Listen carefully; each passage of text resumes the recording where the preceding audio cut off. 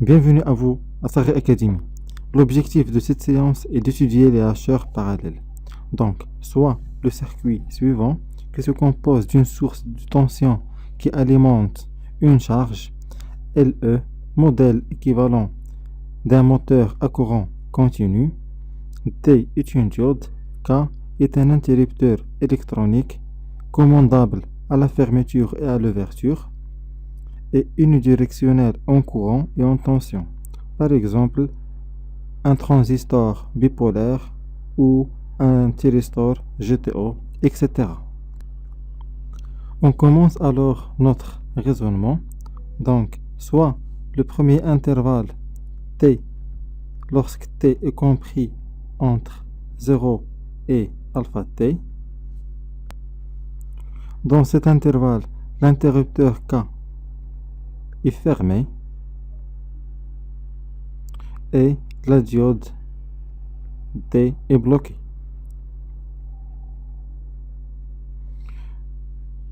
Donc, on a un court circuit. Le courant IK est égal à IS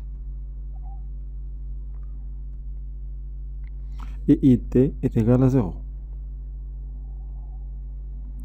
La tension VS est égale à 0. Si on applique la loi de Mail ici, VS est égal à 0.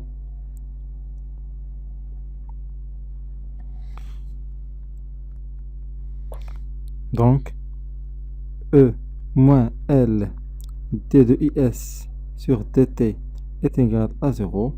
Donc, on doit résoudre l'équation différentielle pour trouver le courant IS. Donc, on fait passer E à l'autre côté et on intègre. On trouve que IS de t est égal à E divisé par L t plus IS min. Donc, l'intensité IS de t se croît de sa valeur minimale IS min à sa valeur maximale IS max. Dans ce cas, l'inductance L accumule de l'énergie. On représente alors les caractéristiques. Donc, lorsque t est compris entre 0 et alpha t, on a Vs est égal à 0. Donc, Vs est nul dans cet intervalle. Et IS est une fonction croissante de IS min jusqu'à IS max. Donc, soit IS min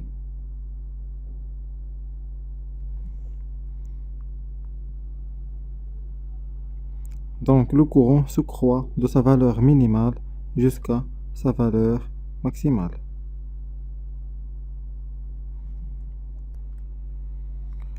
Le courant IK qui traverse l'interrupteur est égal à IS. Donc IK est le même IS dans cet intervalle. Et le courant IT qui traverse la diode est égal à 0. Donc IT est nul. Donc c'est clair. On passe alors au deuxième intervalle, c'est-à-dire lorsque t est compris entre alpha t et t. Donc dans ce cas, on a l'interrupteur K est commandé en ouverture, c'est-à-dire K est ouvert, et la diode est passante. Donc, le courant IS passe par la diode, donc ID est égal à IS, et IK est égal à 0.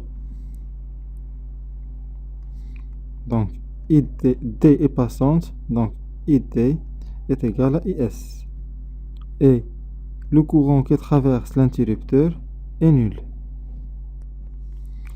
Pour la tension Vs, on applique la loi de Mail suivante, donc Vs est égal à U.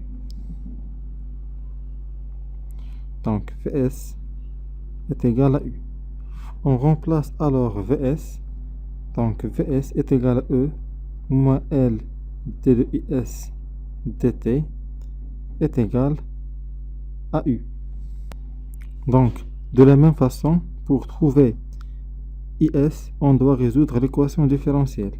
Donc, on fait passer E à l'autre côté, on divise par L, on intègre, on trouve que IS de T est égal à moins U moins E divisé par L. On intègre entre alpha T et T, on trouve T moins alpha T plus IS max. Donc c'est clair.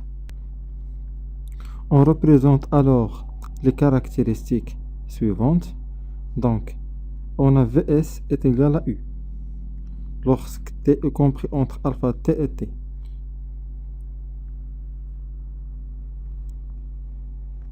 Donc c'est clair.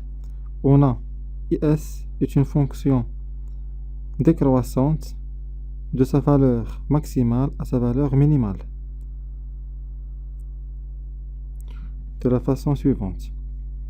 Pour le courant IK est égal à 0. Donc IK est nul.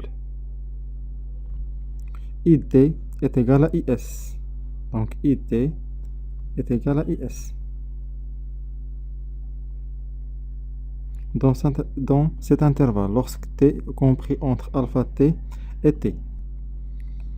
Dans ce cas, l'intensité IS se décroît de sa valeur maximale à sa valeur minimale.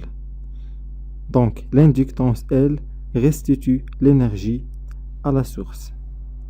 Donc, c'est clair. On passe alors au calcul de la valeur moyenne de la tension Vs.